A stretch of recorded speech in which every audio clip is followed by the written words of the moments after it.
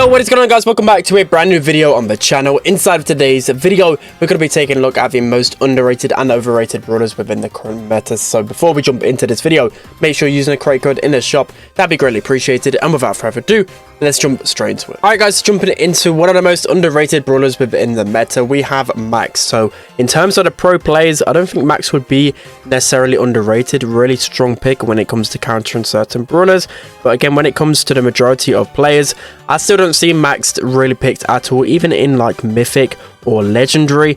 Max isn't picked too much in Power League, and of course even in the lower ranks. When I go on my third account, I literally have 3 accounts I play Power League on. Max really isn't used that much, so Max is especially really strong against other sharpshooters. So the likes of Piper, for example, Max can be really good against in the middle, but also to one of the new brawlers, Eve. Eve is one of the best brawlers in the game, and Max is easily one of the best counters to Eve. So yeah, if you're looking for an Eve counter, Max is definitely the brawler that you want to be picking. The main reason being is because of Max mobility with a super and just being able to dodge in and out really easily, and just being able to capitalize on Eve's slow reload speed. And yeah, once she's low on that ammo, you can probably burst her down. Unfortunately, again, I always pick these type of brawlers to play when in a ladder rotation when there's not many good maps out. Penalty kick, Sapphire Plains, you know, Max isn't the greatest on these maps, but you can think of other maps like Shooting Star. Just basically any gem grab map, you should be able to get some good value out of a Max. And trust me, a good Max can absolutely pop off. You pretty much see pros try and run the Max pretty much all of the time. So we're going to pop this super right here. I'm going to run back, and yeah, again, if you're looking to just pretty much, you can combine Max with everyone as well. If you've got like an Ems or a Sandy or a Tara in your composition, Max is an amazing synergy with those brawlers in particular, just because it can be much easier for those brawlers to get their supers. Unfortunately, we didn't actually score that, even though we killed multiple of them.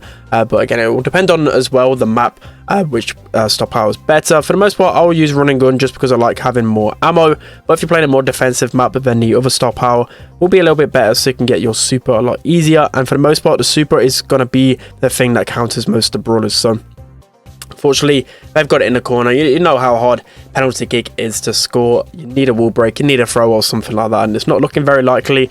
We've got to get an equalizer here, but we will try. 15 seconds left. Not looking too optimistic about this one. We'll pass it up though. Looks like Stu might be able to score. Okay, somehow this is going to overtime. So I absolutely love playing Max. Definitely give Max a try in Power League right now. She didn't receive any sort of balance change, but it's just an amazing counter to Eve. That's literally the main reason why I will continue to pick Max in Power League. So I'm going to get a kill onto BB. It's a 1v3 here against the Tick, and my teammates aren't seeming to go in. So we're just going to run in here, see if we can try and break Mortis' ankle. And that's going to be the first underrated brawler. Let's hop into number 2. Alright guys, jumping into another underrated brawler within this meta, we have 8-Bit. So 8-Bit is incredibly underrated. Again, when it comes to Power League, don't really see 8-Bit being picked too much. But with, again, competitive, 8-Bit is a good pick, especially when it comes down to heist. He can just secure so much damage. That's going to be the main thing about him. He has so much health, but his damage output on the safe is absolutely insane, especially when you combine this with this gadget. I did say this gadget isn't really the best, but sometimes you can get some really good damage if you're in a good position. You know, often the other gadget would just be a lot better, so we'll opt for that one. But just for the sake of Kaboom Canyon, I will be using this gadget. So I'm gonna pop the gadget once I get out of this bush. Okay, looks like Colt, he's just gonna block that one off. But yeah, 8-Bit, even on maps like Safe Zone, I've seen some good 8-Bit plays, especially when I'm watching some scrims, because you can just get so much value against pretty much anyone. It's actually quite hard to deal with an 8-Bit who's cycling turrets over and over again. It can be like so hard because it's got so much HP, and it's just burst potential is pretty solid. Gem grab as well, you can pretty much go 8-Bit at most gem grab maps. He's got a few counters, but for the most part, he's going to be amazing because he's one of the few gem carriers that is just especially strong against those aggro brawlers. If you guys are wondering as well, in terms of Power League, in terms of like the first or last pick, which one is the better one, for the most part, the stats will actually lean towards the last pick. And especially with 6 bans, I think that is going to be the better of the two. So last pick it's going to be even stronger. That's why, again, Brawlers like 8-Bit are even better in Power League, because you know, can't really get countered by too much with 8-Bit. But anyways, he's going to be really underrated. Let's hop into the next one. Alright guys, jumping into the last underrated brawler within the meta, we have BB. So BB is actually being used a lot when it comes to certain regions like East Asia.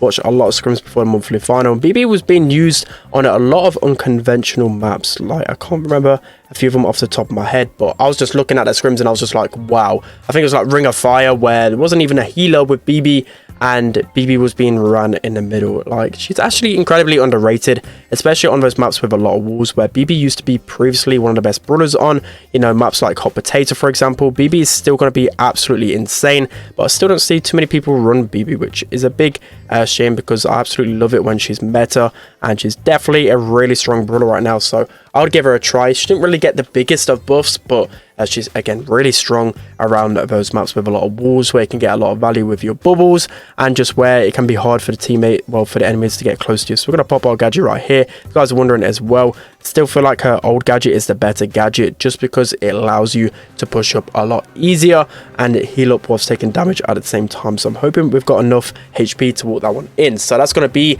the final underrated brawler. Let's hop into overrated. Alright guys, jumping into the first overrated brawler within the meta, we have Fang. So Fang was absolutely broken before the update. He received a lot of nerfs, and this of course made Fang not really the strongest. I would say he's pretty balanced right now, but people will still opt to just use Fang no matter what, where Fang normally is a type of brawler you'll want to use towards the end of the draft, just because, again, you can counter him at, well, I won't really say easily, but he is counterable, especially since the change to the star power, where you can't get your super from basically anything.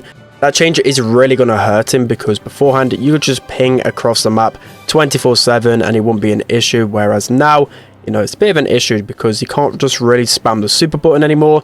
If you waste your super once, it's going to be really hard for you to recharge it again, because of how slow the shoot actually hits. But it looks like our teammates aren't really doing the best of jobs defending here, and it's looking like it's probably going to be an L here. They've only got 2% left on our safe, and we're not going to be doing too much. So yeah, also as well, the gadget got nerfed. 0.5 seconds, really short stun. For the most part, enemies can just get out of that stun and finish you off. So yeah, that's going to be one overrated brawler. Let's hop into number 2. Alright guys, so jumping into another overrated brawler within the meta, we have Griff. So this is more in terms of my YouTube comment section. The fact that people still rate him quite highly, just because, again, like, a lot of people just ask why I haven't included Griffs in certain lists, and I just don't think Griff is the best right now. You know, it's by no means like trash, but in terms of the meta, you know, there's just so many different brawlers that serve a better purpose than him, and I don't ever see him in Power League. In competitive, I think he had a 0% usage rate last weekend, I think it was, and again, just not really, well, not last weekend, the weekend before, you get what I mean, probably like 9 days ago or so. You know, Griff just never was used, which just goes to show he's not really in the best of places right now. Even after buff after buff, I feel like they will actually finally buff him again within the next update, just because they kind of changed his star powers and his baseline attack. I think that's one of the main reasons why we might see a buff, just because his other star power is just useless. I'm thinking they might just completely rework that one and make Griff a bit better, but yeah, Griff's still just not really usable right now. He's only really strong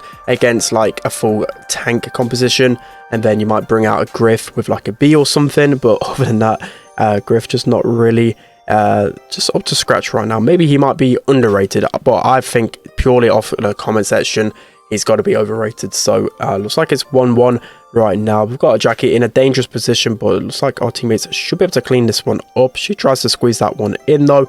We should be able to clear the ball in time.